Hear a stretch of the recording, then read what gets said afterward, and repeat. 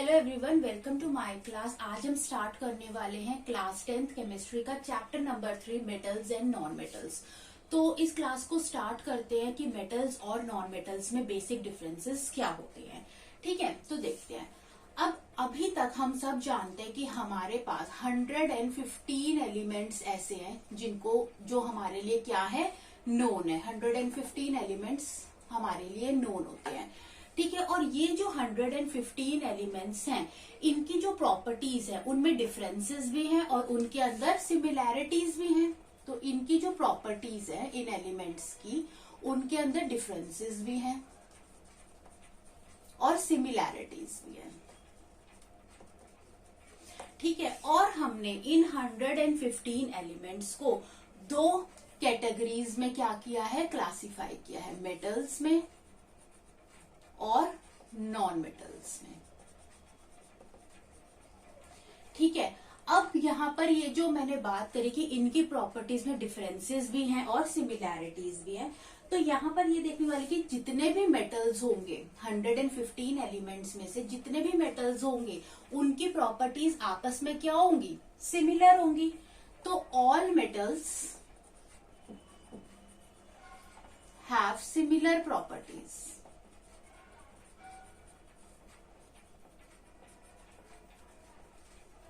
ठीक है, उसी तरीके से जितने भी नॉन मेटल्स होंगे इन 115 में से, उनकी प्रॉपर्टीज क्या होगी, सिमिलर होगी। All non metals have similar properties.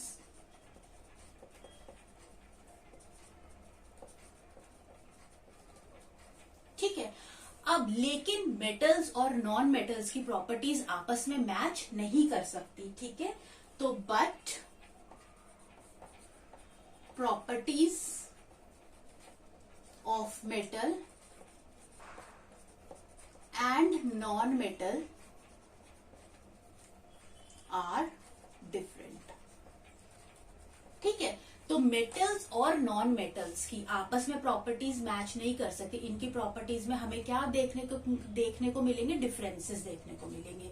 इसीलिए हमने कहा कि जो 115 एलिमेंट्स होते हैं, उनकी प्रॉपर्टीज में डिफरेंसेस भी होते हैं और सिमिलैरिटीज भी होते हैं। सिमिलैरिटीज होंगी उनकी आपस में, मेटल्स की प्रॉपर्टीज आपस में सिमिलर होगी, नॉन मेटल्स की प्रॉपर्टीज आपस में सिमिलर होंगी। लेकिन मेटल्स और नॉन मेटल्स को अगर हम कंपेयर करें तो इनकी प्रॉपर्टीज में हमें क्या देखने को मिलेंगे, डिफरेंसेस देखने को मिलेंगे। ठीक है, तो अब स्टार्ट करते हैं हम इनके बेसिक डिफरेंसेस से कि मेटल्स क्या होते हैं और नॉन मेटल्स क्या होते हैं। ओके, अब हम देखते हैं कि मेटल्स और नॉन मेटल्स के अंदर क्या डिफरेंसेस हैं। तो पहला आता है, फर्स्ट डिफरेंस जो हम देखते हैं कि जो मेटल्स होते हैं, they conduct heat and electricity. ठीक है, तो metals can conduct heat and electricity. तो मेटल्स में से हीट और इलेक्ट्रिसिटी क्या होती है, कंडक्ट होती है। लेकिन जो नॉन मेटल्स होते हैं वो हीट और इलेक्ट्रिसिटी को कंडक्ट नहीं करते, can not conduct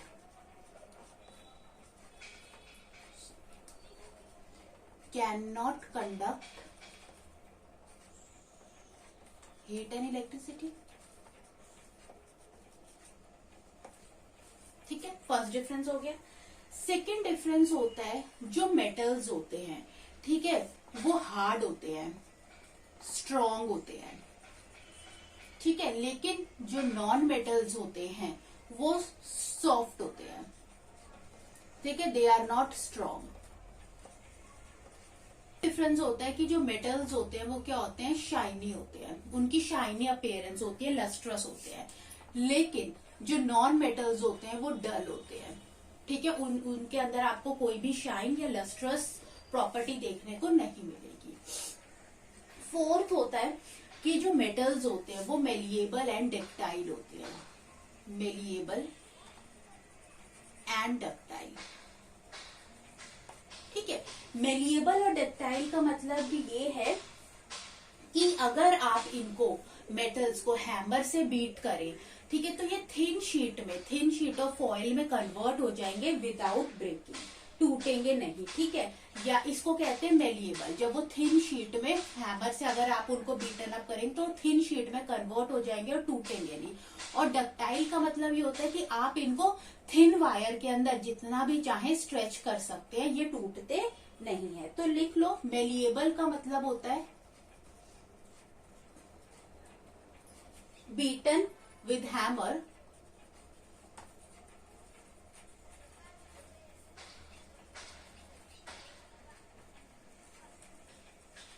when beaten with hammer form thin sheet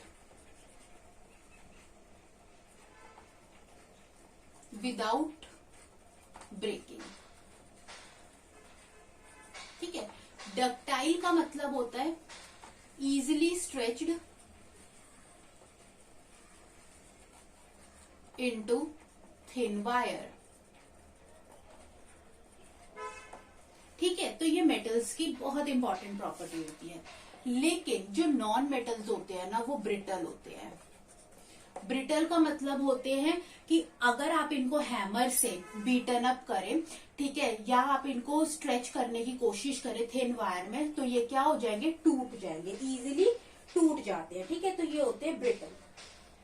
तो ब्रिटल का मतलब होता है break into pieces, break into pieces on stretching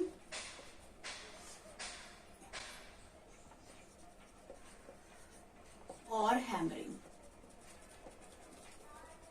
ठीक है। तो आप इनको ना ही आप इन्हें हैमर से बीट कर सकते हैं और ना ही आप इनको स्ट्रेच कर सकते हैं, ये इजीली टूट जाते हैं। ओके, फिफ्थ प्रॉपर्टी होती है कि मेटल्स जो होते हैं उनकी सोनोरस प्रॉपर्टी होती है। सोनोरस प्रॉपर्टी का मतलब ये है कि रिंगिंग साउंड देना, ठीक है। अगर आप इनको स्टक करें तो ये रिंगिंग साउंड देते हैं, रिंगिंग साउंड।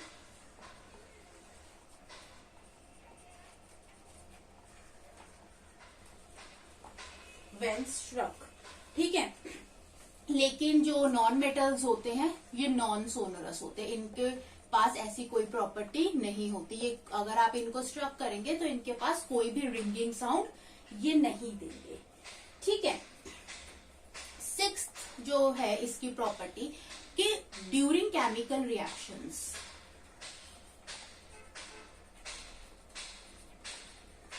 जब केमिकल रिएक्शन होता है तो जितने भी मेटल्स होते हैं उनके पास टेंडेंसी होती है कि वो इलेक्ट्रॉन्स को क्या करते हैं, लूज कर सकते हैं। They have tendency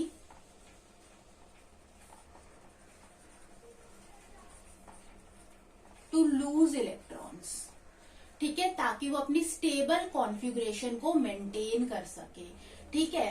and acquire या पोजेस अ पॉजिटिव चार्ज, ठीक है। तो इलेक्ट्रॉन्स को लूज कर ये क्या करते हैं, अपने ऊपर पॉजिटिव चार्ज क्या कर लेते हैं, मेंटेन कर लेते हैं।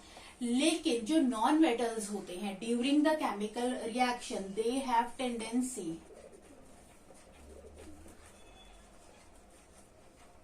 टू गेन इलेक्ट्रॉन्स, ये इलेक्ट्रॉन को गेन करते हैं and acquire a negative charge and possess a negative charge, ठीक है। तो जो मेटल्स होते हैं वो केमिकल रिएक्शन में उनके पास टेंडेंसी होती है इलेक्ट्रॉन्स को लूज करने की, और कैसा चार्ज अपने ऊपर आ जाता है, पॉजिटिव चार्ज, पॉजिटिव आयंस में बन जाते हैं। लेकिन जो नॉन मेटल्स होते हैं ये इलेक्ट्रॉन्स को क्या करते हैं, गेन करते हैं, और कैसा चार्ज एक्वायर करते हैं, नेगेटिव चार्ज एक्वायर करते हैं, ठीक है। तो इसका एग्जाम्पल हम अभी देखते हैं। ओके, फॉर एग्जाम्पल जैसे कि जो हम चार्ज की बात कर रहे थे कि जो मेटल्स होते हैं ड्यूरिंग केमिकल रिएक्शन उनके पास टेंडेंसी होती है मेटल्स के पास कि वो इलेक्ट्रॉन्स को लूज कर सकते हैं। तो सपोज जैसे कि एल्यूमिनियम है, एल्यूमिनियम का एटॉमिक नंबर होता है 13 और इसकी इलेक्ट्रॉनिक कॉन्फ़िगरेशन होती है 283। अब इस कॉन्फ़िगरेशन में ये जो हमारा एल्यूमिनियम है ये अनस्टेबल फॉर्म है, ठीक है। अगर इसको अपनी इलेक्ट्रॉनिक कॉन्फ़िगरेशन को स्टेबल करना है तो इसको ये जो 3 इलेक्ट्रॉन्स है इनको क्या करना पड़ेगा, लूज करना पड़ेगा। तो मेटल्स के पास क्या टेंडेंसी है, टेंडेंसी टू लूज इलेक्ट्रॉन, ठीक है। तो जैसे ही अपने 3 इलेक्ट्रॉन्स लूज करेगा एल्यूमिनियम के पास क्या आ जाएगा, 3 पॉजिटिव चार्ज आ जाएगा। तो एल्यूमिनियम के पास की टेंडेंसी होती है इलेक्ट्रॉन को लूज करने की और अपने ऊपर पॉजिटिव चार्ज एक्वायर करने के लिए। सिमिलरली अगर हम नॉन मेटल का एग्जांपल देखें तो नॉन मेटल में एग्जांपल है ऑक्सीजन। ऑक्सीजन का एटॉमिक नंबर होता है 8, ठीक है, और इसकी इलेक्ट्रॉनिक कॉन्फ़िगरेशन होती है 2,6। अब ये भी एक अनस्टेबल इलेक्ट्रॉनिक कॉन्फ़िगरेशन है। इसको अगर स्टेबल बनाना है तो इसको 2 इलेक्ट्रॉन्स क्या करने पड़ेंगे, गेन करने पड़ेंगे। गेन 2 इलेक्ट्रॉन्स को वो क्या करेगा, गेन इलेक्ट्रॉन्स, ठीक है, ताकि उसकी इलेक्ट्रॉनिक कॉन्फ़िगरेशन क्या आ जाए, यहाँ पर क्या बन जाए 2,8 बन जाए, ठीक है, और ये अपने ऊपर गेन करेगा और अपने ऊपर 2 नेगेटिव चार्ज क्या कर लेगा, 2 नेगेटिव चार्ज एक्वायर कर लेगा, ठीक है।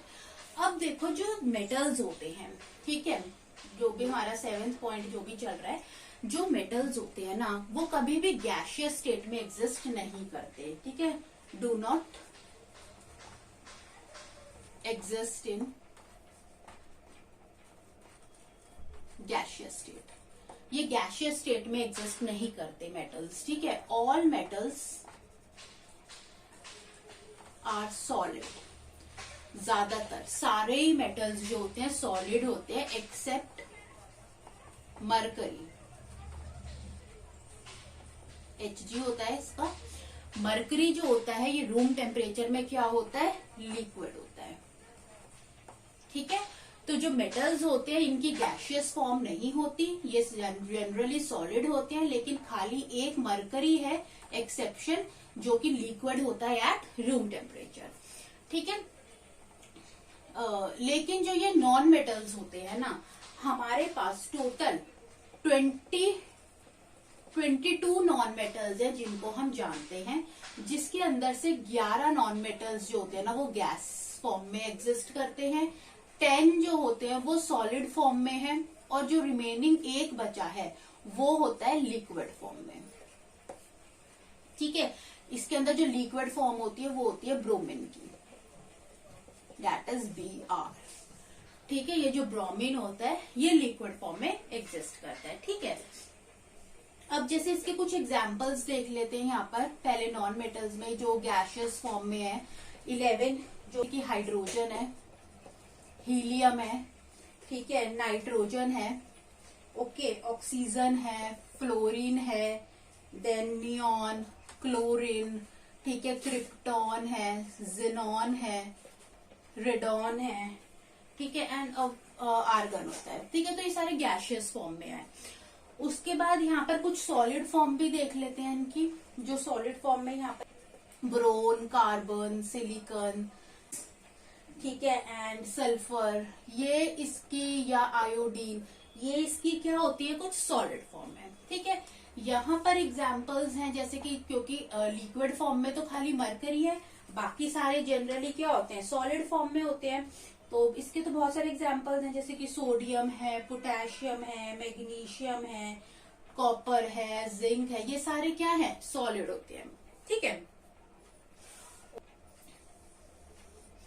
अब यहाँ पर आता है कि मेटल्स की अगर हम बात करें तो मेटल्स के अंदर जो सबसे ज्यादा अबंडेंस में प्रेजेंट है वो है एल्यूमिनियम। 7% अर्थ क्रस्ट पे प्रेजेंट है, ये मोस्ट अबंडेंट मेटल है, ठीक है। नेक्स्ट जो है डेट इज आयरन, जो कि 4% प्रेजेंट है, सेकंड मोस्ट अबंडेंट मेटल है जो प्रेजेंट है हमारी अर्थ के ऊपर, ठीक है। तो इनके नाम याद रखना, एल्यूमिनियम और आयरन। नॉन मेटल्स की अगर हम बात करें, जो सबसे ज्यादा अबंडेंट है वो है ऑक्सीजन, मोस्ट अबंडेंट,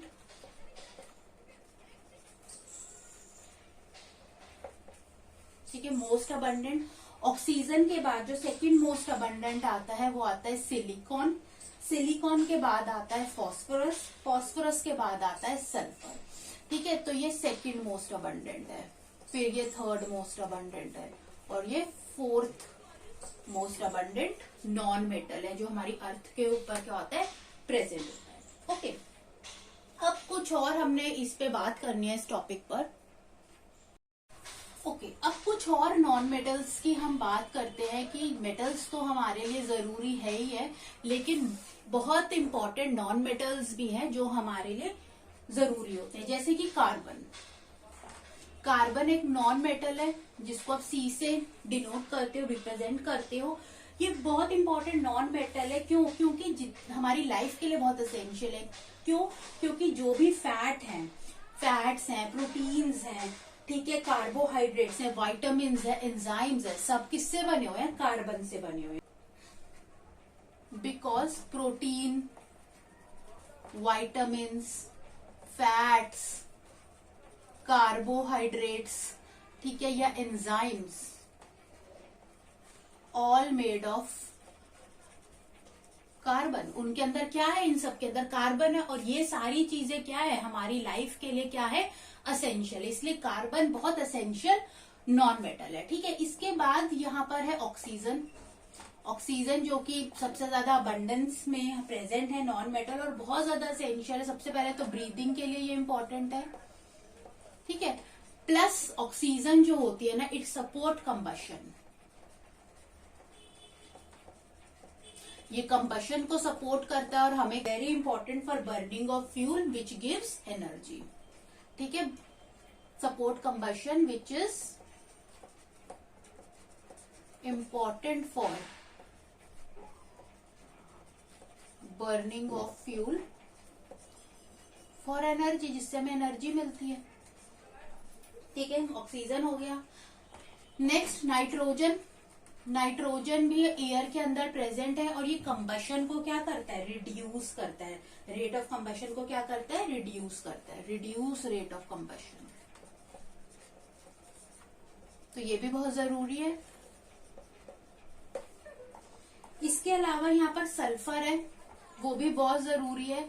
सल्फर क्यों जरूरी है? हेयर के अंदर, ठीक है, वूल के अंदर, ठीक है, एंड गार्लिक के अंदर मिलता है। ये सारी हमें लाइफ में कहीं ना कहीं जरूरत पड़ती है इन चीजों की। गार्लिक हो गया, वूल हो गया, हेयर हमारे लिए जो डिफेंसिव सिस्टम की तरह काम करते हैं, उनके लिए भी ये बहुत जरूरी है। ठीक है, ऑक्सीजन है और नाइट्रोजन है। ऑक्सीजन और नाइट्रोजन दोनों ही क्या है? नॉन मेटल्स है। और ये इम्पोर्टेंट कंस्टिट्यूएंट है किसका? एयर का। मेन कंस्टिट्यूएंट है एयर का, मेन कंस्टिट्यूएंट ऑफ एयर। ठीक है, सिमिलरली अगर ऑक्सीजन और सिलिकॉन है, वो मेन कंस्टिट्यूएंट है अर्थ क्रस्ट के। तो आप देख रहे हो नॉन मेटल्स हमारे लिए कितने जरूरी हैं। ठीक है, हाइड्रोजन एंड ऑक्सीजन है, मेन कंस्टिट्यूएंट है ओशियंस के, वाटर के लिए हाइड्रोजन और ऑक्सीजन बहुत जरूरी होता है। क्लोरीन होता है, ठीक है, ये भी ओशियंस में मिलता है in a form of metal chloride. ठीक है, also occur in oceans in form of metal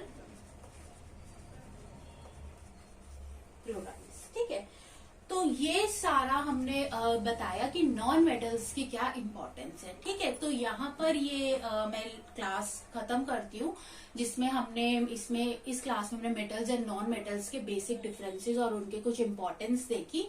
ठीक है, तो अगर आपको अच्छा लगा हो ये वीडियो तो आप इसे जरूर लाइक करें, सब्सक्राइब करें। Thanks for watching.